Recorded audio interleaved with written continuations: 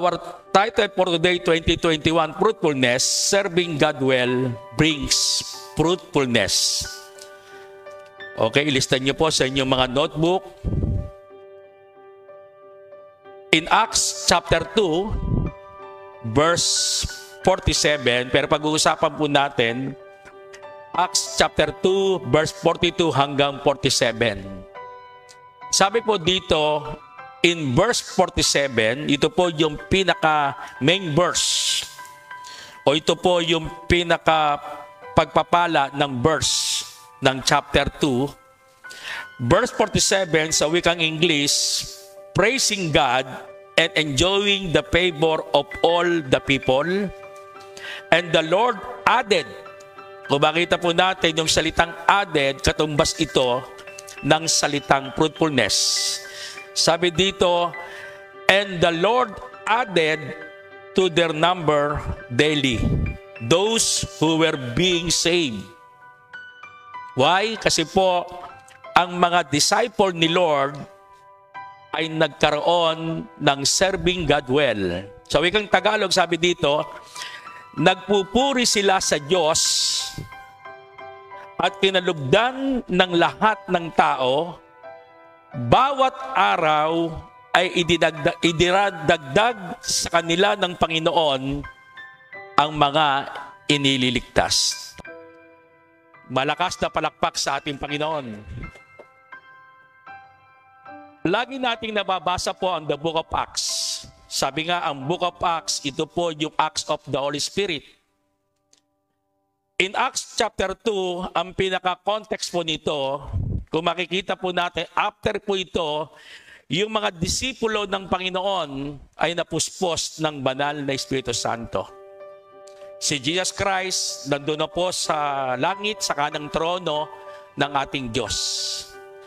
And then, dito po sa chapter 2, makikita po natin yung galaw o yung kapangyarihan ng banal na Espiritu Santo. Na kung saan sa kapanahon po natin, pwede po natin ito maranasan. And then pinakita po dito sa ating pong text na binasa po, mula sa verse 42 ng chapter 2 ng Acts hanggang 47, ipinakita po dito ng Diyos sa kanyang salita na pwede po lahat ng mga anak ng Diyos, lahat ng mga pinili ng Diyos, lahat ng tinalaga ng Diyos, ay pwede pong makaranas na tinatawag na fruitfulness sa ating buhay. Kaya dito, pinakita po dito ng verse 42 hanggang 47, ipinakita po dito yung katunayan na kung saan makikita po natin ang lahat ng mga disciple ng Panginoon Diyos, sila po ay naglingkod ng mas mabuti sa Panginoon. Serving God's will. Mahalaga po ito. Kasi po tayo bilang mga Kristiyano, ang nararanasan lang natin, galak na galak po tayo. Why? Kasi po, nagkaroon po tayo na-save po tayo ng Diyos sa pamagitan po ng ating Panginoong Hesus. Pero hindi po natatapos yung salitang saving. Kailangan po, para manatili po tayong nasa kaligtasan ng Diyos, kailangan po tayo po ay mag-serve. Kung tayo po ay mag-serve, kailangan po mas mabuti na maglingkod tayo sa ating Diyos. Amen ba? Kaya itong year 2021, hindi aksidente yung tema po natin, yung fruitfulness, na kailangan maranasan po natin ito. Especially yung mga leaders, yung mga primary 12, yung mga cell leaders po natin, upang sa ganon, yung ating iglesia, yung iglesia ng Panginoon ay mag-multiply po ito. At kapag ito ay nag-multiply, marami pong mababago ang buhay. Amen ba? Gustong-gusto niyo ba yon? Kaya dito po sa verse 42 hanggang 47, meron pong katunayan para maranasan ninyo, para maramdaman ninyo yung paglilingkod po natin ng serving God's will. Yung paglilingkod na mabuti sa Diyos. In verse 43, sabi po dito, no? Dahil sa maraming himalang nagawa sa pamagitan ng mga apostol, sabi dito, maraming himala ng mga apostol, naghari sa lahat ang magkahalong pitagan at takot. Dito po, ipinakita po dito dahil sa paglilingkod ng mga disciple ng Panginoon. Take note, wala na po dito si Jesucristo. Sinamahan po sila ng banal na Espiritu Santo. Sabi nga, sila po ay napuspos ng banal na Espiritu Santo. Ang una, para mapatunayan natin na tayo po'y serving God well, sabi dito, number 1, serving God well experiences the power of God. Kung makikita po natin at mababasa po natin, makikita po natin in Acts chapter 2, after na sila po ay mapuspos ng banal na Espiritu Santo, ang lahat ng mga disciple, kung makikita po natin si Apostol Pedro ay takot. 3 beses niyang kinaila ang Panginoong Jesucristo. Pero after na siya po ay mapuspos ng banal na Espiritu Santo, alam niyo po, mga kapatid, ang ginawa niya po, siya po ay naglingkod ng mas mabuti sa Diyos. Ang paglilingkod ng mas mabuti kay Lord, patay kung patay. Amen ba? Nandiyan ba kayo? Kaya, ipinakita po dito, kung tayo po'y nagsisilbi, serving God's well, makakaranas po tayo ng power of God. Ang sabi nga dito, dahil sa maraming himala, alam niyo po, yung salitang himala, ito po yung kapangyarihan ng Diyos. Hindi po kapangyarihan po natin ito. The moment na nagmanifest po sa atin yung healing, miracle, ito po ay hindi sa atin, kundi ito po ay kapangyarihan ng Diyos. Kaya 100%, kahit hindi natin hinihingi, ang mga apostoles, ang mga disciple, hindi nila hinihingi yung himala, yung power of God, pero ang ginawa po nila, una, sila po ay serving God well. Nag-serve sila kay Lord ng mas mabuti. Tayo minsan, humihingi tayo ng power, humihingi tayo ng himala, pero ang tanong, ikaw ba'y naglilingkod ng mas mabuti? Ang paglilingkod mo ba ay mabuti? 100% ba ang paglilingkod mo sa ating Diyos? Kaya kung makikita po natin, mababasa po natin in the book of Acts, kada oras, kada minuto ng kanilang paglilingkod sa Diyos, meron pong himalang nangyayari sa kanila. Kaya ipinakita po dito in verse 43, kapag po tayo nag-serving God well, makakaranas daw tayo ng power of God, yung mga himala ng Diyos. Amen ba? Kaya ang susi lang po para maranasan natin yung kapangyarihan ng Diyos, maranasan natin yung himala ng Diyos sa ating buhay, alam niyo po, ang susi po, serving God well. Amen ba? Kaya dito po kung makikita po natin, kapag tayo po ay nag-serve well sa Panginoon, mararanasan natin yung fruitfulness. Kaya dito po, sabi po dito in verse 47, meron pong idinadagdag ang Diyos. Kasi bago magkaroon ng multiplication, kailangan muna ng additional.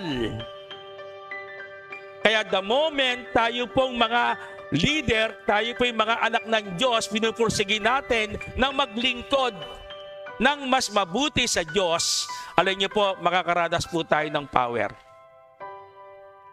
Amen ba? Alam niyo bang matindi po, yung nakaranas po ng power of God, ang mga disciple ni Lord, alam niyo po, ang mga mananampalataya, sabi po dito, dahil sa maraming himalang nagawa sa pamamagitan ng apostol, sabi dito, take note, naghari sa lahat ang magkahalong pitagan. Alam niyo po, ang salitang pitagan, sabi po dito, letter A, genuine change life. Alam niyo po, yung mga mananampalataya, yung mga tagasunod kay Jesucristo, nagkaroon ng genuine na pagbabago. Nagbago ang kanilang buhay. Naayos yung kanilang buhay kasi po nakikita po nila yung kapangyarihan ng Diyos, nakikita po sa mga disciple. Kaya kapag po tayo nag-serving God well, makakaranas po tayo ng power of God. And then, mga kapatid, yung mga dinidisciple po natin, makakaranas po sila ng genuine change life. Maayos po yung kanilang buhay. Nagkakaroon ng tunay na pagbabago sa kanilang buhay. Nagpapasakop sa mga leader, ginagawa yung mga salita ng Diyos, yung mga utos ng Panginoon. Why? Kasi po mga kapatid, ang mga alagad ng kapanahunan po noon, naglingkod po sila ng mas mabuti. Kaya sabi dito, 100% naranasan po nila yung himala. Hindi lang po genuine change life, sabi po dito, at may kahalong pitagan at takot sa Diyos. Alam niyo po, pangalawa, letter B, God-fearing. Ang ibig sabihin ng God-fearing, ibig sabihin nito, ginagalang nila ang Diyos. Ino-honor nila ang Diyos. Kaya, dito po sa chapter 2 ng Acts, makikita po natin dahil sa nakaranas po sila ng himala, ng power of God, alam niyo po na bago ang mga tao, nagkaroon ng honor ang mga tao sa ating Panginoon. Kaya tayo po bilang mga mananampalataya sa kapanahunan po natin, total, naglilingkod na po tayo. Amen ba? Kailangan makapaglingkod tayo ng serving God well. Maglingkod na tayo ng sagad sa butong paglilingkod sa Panginoon. Ito pong ginagawa po natin, pagpunta po natin ng face-to-face gathering po natin sa Sunday School Celebration na sa online kaman, ito po ay parte lang ng paglilingkod sa Panginoon. Pero ang talagang sentro ng paglilingkod sa Panginoon, yung magawa mo, yung pangitain ng Diyos na makapag-win at makapag-disciple ng maraming kaluluwa. Kaya sabi dito, yung serving God well, mga kapatid, ito ang magiging dahilan para tayo po'y makaranas ng fruitfulness sa ating buhay. Kaya checkin nyo po, baka hanggang ngayon, bakit ang mga cell group po natin hindi lumalago? Baka ang problema po, tingi-tingi lang yung paglilingkod po natin. Once a week lang, ang cell group, minsan di pa nakakandakan. Cell leader ka, ang tanong, ilang taong ka na hindi nag-cell group? Alam niyo po, ang hinahanap ng Diyos, yung serving God well. Yung paglilingkod po natin. Kasi alam ni Lord, ano man ang mga paglilingkod nyo sa mundo, sa trabaho man, sa negosyo man, nakikita ni Lord. Amen? Minsan pa nga, kapag meron kang negosyo, may trabaho ka, pinagpapalit mo ang araw ng linggo para lamang sa negosyo mo, para lamang sa trabaho mo. How much more kung ito po ay gagawin mo po sa paglilingkod sa Diyos? Amen ba? Nandiyan ba kayo? At alam naman natin, yung lahat ng pagpapala, nung lahat ng himala, ay nagmumula po ito sa Diyos. Kahit anong husay mo sa pagtatrabaho, kahit anong husay mo sa pagnenegosyo, kapag ito po ay hindi pinahintulot ni Lord, na pagpalain ka, pwedeng mawala. Why? Kasi ikaw po ay pinili at tinalaga ng Diyos para tayo po ay humayo at mamunga. Kaya, number 1, nakatunayan, kapag ikaw ay naglilingkod na mas mabuti na paglilingkod sa Diyos, sabi ito, serving God well experiences the power of God. Kaya in Acts chapter 3, mga kapatid, si John saka si Peter, may lumapit sa kanyang lumpo na nagpapalimos. Alam niyo po, kung makikita po natin, dahil nga nakita ni Lord kay John and kay Peter, yung kanilang serving God, well, nagkaroon ng himala. Yung lumpo, nakalakad. Amen ba? Kaya wala imposible po. Sa buhay po ni Paul, kung makikita po natin, hinahagis lang niya yung kanyang panyo. Anuman na matats ng panyo, lahat na mayroong karamdaman ay gumagaling. Why? Hindi magaling si Paul. Walang power si Paul. Ang nakita po doon, si Apostol Pablo ay naglingkod ng mas mabuti. Kaya po, nagmanifest po sa kanya yung power of God. Ganon din po sa atin. Tayo po, as a Christian, as a lingkod ng Diyos, kailangan kung maglilingkod ka kay Lord, galingan mo na. Alam niyo po, take note. Yung mga leader na naglilingkod sa Diyos na hindi serving well, yung pang nagiging dahilan para hindi makalapit ng mga unbeliever. Ang daming mga karanasan ko, pag ako mag-share sa ibang mga tao, alam niyo po, okay naman umating sa inyo eh. Ang problema naman, yung mga leader dyan. Amen? Kasi tayo po bilang mga leader, kailangan po mga kapatid, magsilbi na po tayo ng mas mabuti na paglilingkod sa Panginoon. Amen ba? Kapag ganito po mangyayari, sabi nga, makakaranas tayo ng kapangyarihan ng Panginoon. Si Peter, yung anino lang, dumadaan nung anino niya, lahat na merong karamdaman, anino lang. Lahat na malampasan ng anino ni Peter, ang sabi po ng Acts, gumagaling. Why? Kasi si Peter, nag-serving God well po siya. Amen ba? Kaya hanggat may buhay po tayo, hanggang malakas po tayo. Amen? Kasi ang ayaw na ayaw ni Satanas, yung maglingkod ka ng mas mabuti sa Diyos. Kasi kapag ikaw ay nag-serve well sa Panginoon, alam ni Satanas, marami kang madidisciple. Kaya maraming paraan si Satanas para hindi ka makapaglingkod sa Diyos. Di ba sabi ko nga sa inyo, okay lang kay Satanas kung ikaw yung nagpupuri. Okay lang kay Satanas kung nananalangin ka.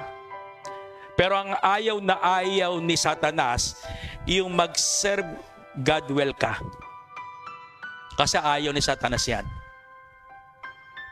Kaya marami sa atin gustong maglingkod, pero hanggang ngayon hindi nakakapaglingkod. Cell leader na nga eh. Maraming dahilan. Andiyan ba kayo? Alam niyo po, nakapagtrabaho po ako 19 years sa Nestle. 8 oras, babanatan mo ang pagkatrabaho. Mas mahirap magtrabaho sa company kaysa maglingkod sa Diyos. Mas madali po. At nakita ko po, pag ikaw ay naglingkod ng mas mabuti sa Diyos, andun yung blessing ng Panginoon. Yung mga imposible na hindi mo pa nararanasan, kapag ikaw ay naglingkod sa Diyos, mararanasan mo. Amen ba? Kaya kailangan mga kapatid, serving God well brings fruitfulness. Tingnan po natin sa verse 42, verse 44, verse 45 ng Acts chapter 2. Tingnan po natin ito, no? Another katunayan, pag ikaw naglingkod ng mas mabuti kay Lord, sabi dito sa verse 42, nanatili sila sa tinuturo ng mga apostol, nagsama-sama bilang magkakapatid sa pagpipira-piraso ng tinapay at sa panalangin. Verse 44, at nagsama-sama ang lahat na sumasampalataya at para sa lahat ang kanilang ari-arian. Matindi po ito. May pag-aari sila, may property po sila, hindi para lang sa kanila, o hindi para sa lahat. Sabi sa verse 45, ipinagbili nila ito at ang pinagbilihan ay pinamahagi sa lahat ayon sa pangangailangan ng bawat isa. Kaya pangalawa, para mapatunayan po natin at maranasan po natin nung serving God's will, sabi ito, serving God's will demonstrate the true love for one another. Alam niyo po, kapag tayo po ay nagsiserve well sa Panginoon, mararanasan mo yung tunay na pagmamahal sa kapwa mo. Kaya dito po, in chapter 2, verse 42, verse 44 hanggang 45, ipinakita po dito mga kapatid, nung lahat ng mga mananampalataya, nagsama-sama po sila.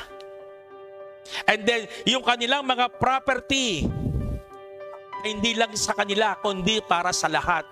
And then sabi po dito mga kapatid, pinagbili nila nung kanilang property at ang pinagbilihan, sabi po dito, ay pinamahagi sa lahat. Kaya nga nung panahon po ng Acts chapter 2, wala pong naghihirap.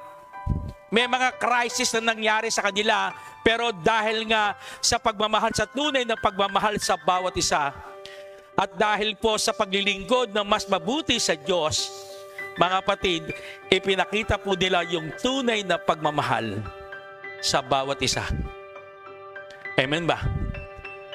Kaya kailangan talaga tayo po as a Christian, kina-challenge po tayo ng Panginoon ngayon.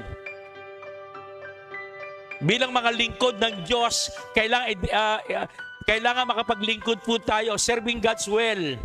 Para sa gano'n, ipakita po natin yung tunay na pagmamahal sa bawat isa. Imagine mga kapatid, isipin nyo po, tumagal ka ng leader ngayon. Ang tanong sa iyo, ilan na na-disciple mo? Amen? Lumipas na ngayon ang isang linggo. Ikaw ba talaga ay nakapaglingkod well sa Panginoon? Nakapagkanda ka ba ng cell group mo? Andiyan ba kayo? Kaya sabi ito, serving God's will demonstrate the true love for one another. Imagine yung mga cell leaders, kapag ito ay nagkakandak ng cell group, may pupuntahan nila ng cell group member nila, hindi nila kadugo, pero makikita po natin talagang nagsusumikap silang i-share ng salita ng Diyos. Hindi mo kano-ano. Andiyan ba kayo?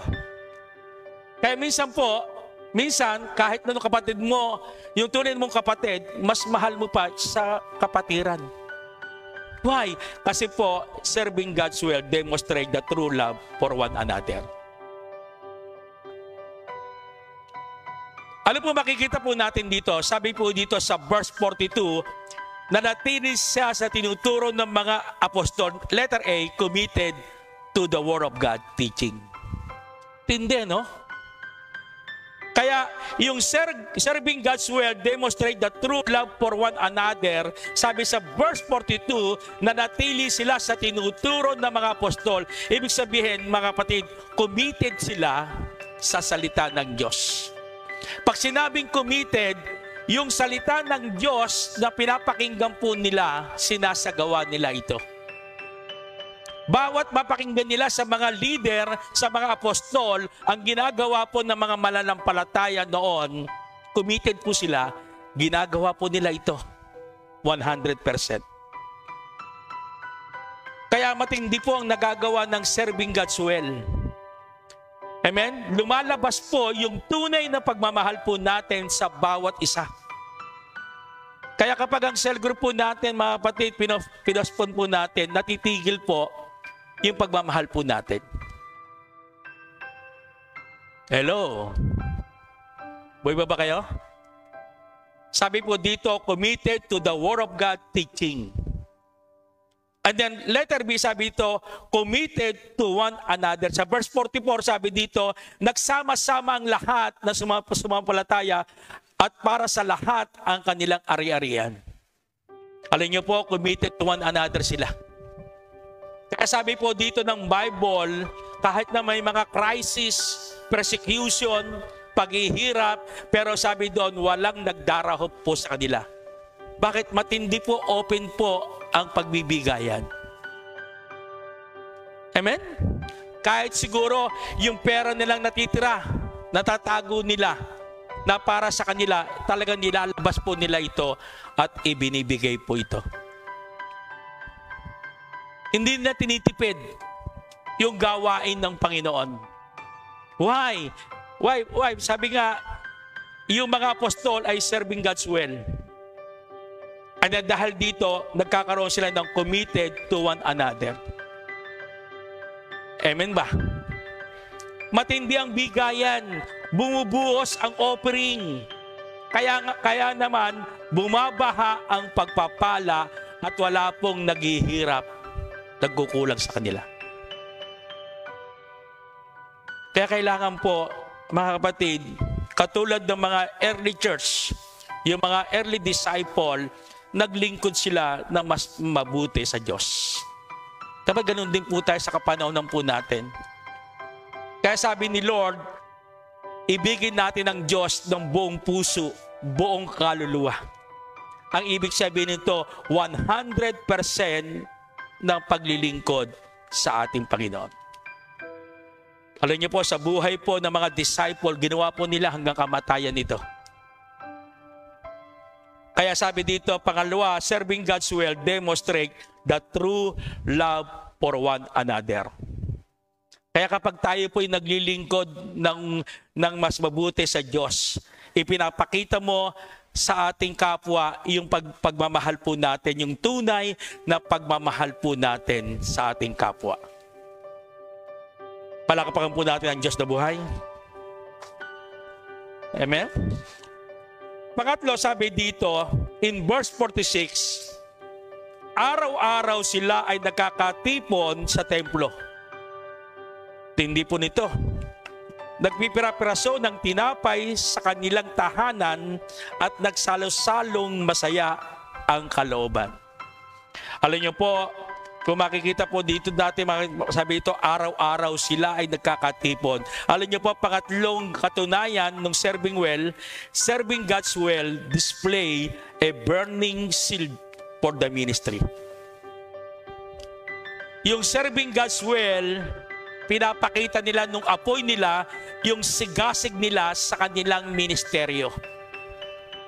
Kaya makikita po natin sa mga disciple noon, matindi yung kanilang paglilingkod sa Diyos.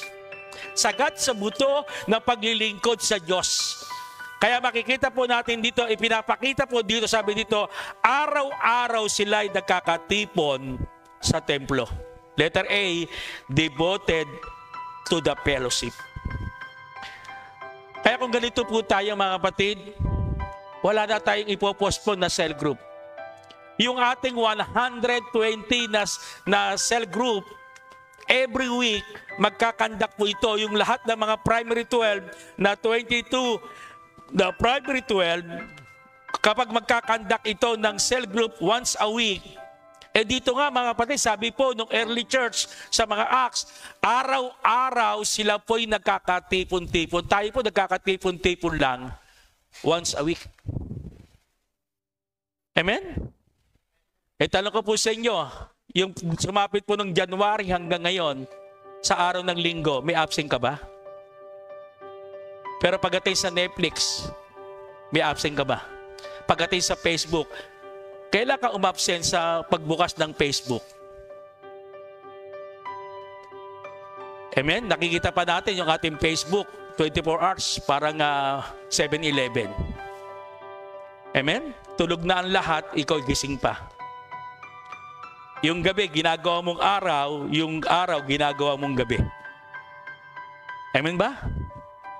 Bakit po? Kasi nga, pag gabi, malakas ang signal. Andiyan mo ba kayo? Kaya, serving God's will, display a burning zeal for the ministry. Kaya kapag naunawaan po natin ito, mga kapatid, nag-aapoy, masigasig sa ministeryo, amen? Wala pong postpone. Andiyan ba kayo? Huwag niyo hayaan yung mga cell leaders yung magsawa na mag-follow up sa inyo. Kasi pag nagsawa na po yan, mga kapatid, kahit na Holy Spirit ang kumilos sa iyo, di mo din papansinin. Hello? Dito sabi ito, devoted to the fellowship. Siguro yung mga mananampalataya noon, mga kapatid, kahit na may mga persecution, may mga pag-uusig, kapag nahuli kang nagtitipon-tipon, papatayin ka. Pero ang ginagawa po ng mga mananampalataya, talagang masigasig sila. Nag-aapoy. Imagine nung panahon ng mga disciple, mga kapatid, kapag hinuli ka, ikukulong ka. Papaluin ka ng 39 na palo. Amen? Ang tanging kasalanan, ang kriminal lang doon, kapag ikaw'y nahulihan, nagsishare ng gospel. Dito, marami na tayong krimen na ginagawa. Amen? Hindi tayo nahuhuli. At ayaw natin magpahuli. Diba? Kristiyano na tayo. Mga kapatid, nagdadrive po tayo ng motor natin nang walang lisensya. Tuwan-tuwa ka, praise the Lord, hindi ako nahuli. Tagal-tagal ko nang walang lisensya, walang listro nung sasakyan ko. Hindi ako nahuhuli. Salamat, Panginoon. Pinapasalamatan pa natin ang ating Panginoon. Hindi ba kayo? Pero mga kapatid, sabi dito, serving God's will display burning zeal for the ministry. Kailan kaya magagalak? Magagalak ng pastor ninyo pagdating po ng reporting ng cell group. Perfect ang lalaking primary 12. Amen? Perfect ang primary 12 na babae. Yung mga 144 cell leaders, lahat po walang postpone. Amen? Gayahin po natin ito. Sabi dito, araw-araw sila'y nagkakatipon sa templo. Imagine, may persecution, pero araw-araw pa rin. Nagkakatipon po sila. Tayo po mga kapatid, once a week lang ang cell group, 2 oras lang sa isang linggo. Sasabihin nyo, hindi po kaya, pastor. May tuloy-tuloy naman ang trabaho natin. Dapat maging balanse. Amen ba? Hindi ba kayo? Dapat maging balanse po tayo. Huwag natin sabihin ng dahilan, pastor, hindi ko po kaya, wala akong oras. Kung alisin ni Lord yung oras sa trabaho mo, sa negosyo mo. Amen ba? Unless na lang na wala na tayong conviction. Hello, andiyan ba kayo? Kaya nga, serving God well, display a burning zeal for the ministry. Kaya tayo mga kapatid, binigyan tayo ng wisdom ni Lord. Kahit na po bawal dahil nga may COVID, binigyan tayo. Amen, pinirepare ni Lord na kailangan mag-online tayo. Nakapag-online tayo. Tuloy-tuloy yung cell group. Ilang buwan po tayong walang Sunday cell celebration face-to-face. Pero at ngayon po, malakas pa rin tayo. Andun pa rin yung blessing ng Panginoon. Why? Kasi po, serving God's will display a burning zeal for the ministry. Devoted ang mga early church to the fellowship. Amen ba? Siguro sila hindi mapakali kapag walang cell group. Baka hindi sila makatulog kapag wala silang cell group. Kapag hindi sila naka-attend ng Sunday cell celebration, ito na nung kakulangan nila sa buhay nila. Para hindi kumpleto ang isang linggo kapag hindi ka naka-attend sa lahat ng gawain ng Panginoon. Amen ba? Dapat ipakita natin kay Satanas. Kapag mayroong mga gawain, mga mentoring, kumpleto po tayo. Amen? Para sa ganon si Satanas, alam niyo po, kapag nakita ni Satanas yung mentoring po natin, kumpleto po tayo, kinakabahan si Satanas. Imagine lahat ng mentoring. Ang mentoring ko po mula Martes hanggang Sabado. Kung lahat tayo, nakandong po lahat. Ano kaya ang itsura ni Satanas? Siguro Satanas talagang kabang-kaba. Matindi itong mga to. Amen. Binibigay nila ng panahon sa mentoring, binibigyan nila ng panahon yung kanilang cell group, walang postpone. Why? Kasi po, serving God's will, display a burning zeal for the ministry. Another, sabi po dito, letter B, devoted to the prayer. Alam niyo po, araw-araw nagpe-pray po sila sa templo. Tayo po, alas 6 ng hapon, alas 6 ng umaga. Nagpe-pray kaya tayo? Sila devoted po sila sa pagpe-pray sa Panginoon. Pwede ba sa panalangin po natin? Kasi minsan ang prayer nagiging one line lang. Di ba lagi tayo nagpe-pray, lagi ang nagsasalita tayo? Nakaranas ba kayo, nagpe-pray kayo, hindi kayo nagsasalita? Si Lord naman na magsalita. Ang tawag dyan is quiet time. Amen ba? Amen? Subukan nyo po, minsan, pag nag-pray kayo ng alas 6 ng umaga, alas 6 ng hapon, 30 minutes, huwag kayong magsalita. Hayaan natin si Lord. Kasi kapag si Lord ang nagsalita sa inyo, maraming revelation, maraming mga rhema word na sasabihin sa iyo. Kasi tayo, kala natin, prayer tayo nagsasalita. Kapag hindi ka nagsalita, hindi ka nagpe-pray. Di ba tulay niyan? Nagsasalita ka kay Lord, nagsasalita ang Diyos. Pero minsan, hayaan natin tumahimik tayo, si Lord ang mangusap. Ewan ko lang kung magkakaroon kayo ng conviction. Amen ba? Alam niyo po, ang mga early church, mga disciples, serving God's will displayed, burning zeal for the ministry. Deboto po sila sa panalangin. Amen? Ang panalangin, hindi parusa sa kanila. Ang panalangin, ito po ay talagang pagpapala. Opportunity nila na marinig nila ang tinig ng Panginoon. Kaya kapag sila po ay nagpe-pray, pagkatapos nilang mag-pray, nagmamanifest ng power of God. May himala. Excited sila sa mga gawain, sa paglilingkod sa Panginoon. Kaya kung gusto po nating maranasan yung fruitfulness, kailangan po, ito ng time, mag-serve well po tayo sa Panginoon. Serving God's will sa Panginoon. Hindi lamang ang pastor, hindi lamang ang primary 12, hindi lamang ang 144, lahat po tayong mga cell member, nagsiserve po tayo kay Lord sa Panginoon. Amen ba? Tignan po natin, in conclusion, in Acts chapter 2, verse 47, balikan po natin yung ating text. Nagpupuri sila sa Diyos, kinalulugdan lahat ng tao, bawat araw dinaragdag sa kanila ng Panginoon ang mga inililigtas. Alam niyo po, nagsimula po ang mga disciple naglingkod ng mas mabuti ng paglilingkod. And then sabi po dito mga kapatid, kinalulugdan, nagkaroon ng favor. Amen? Nagkaroon ang mga naglilingkod ng mas mabuti kay Lord, nagkaroon sila ng favor sa tao, and then nagkaroon din sila ng favor sa Diyos. Amen ba? Alam niyo po, kapag merong favor, dapat po merong labor. Andiyan ba kayo?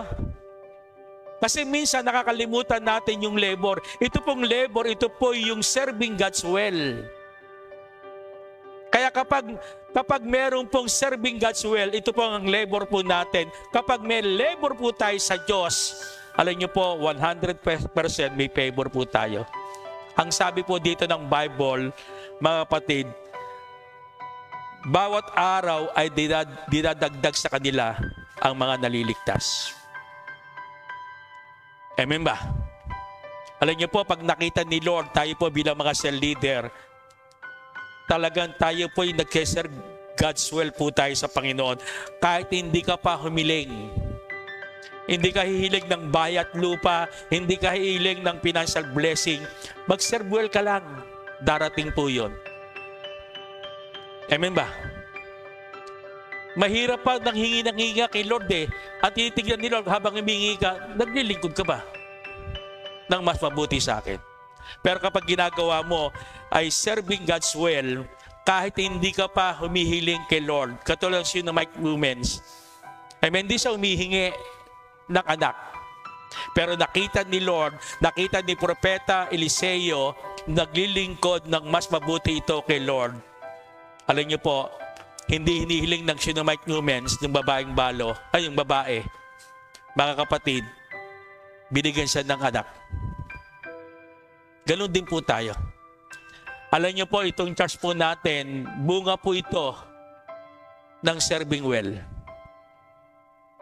Amen? Hindi tayo humihiling na ganitong kagandang ibibigay sa atin ni Lord. Ang hiniling ko lang doon, Lord, magkaroon kami ng property ng church, magkaroon kami ng building. Pero nakita ni Lord, ang lahat ng mga cell leaders noon, mga primary 12, serving well. Imagine, yung ina-expect naming templo o church, mas higit pa na nangyari. Amen ba?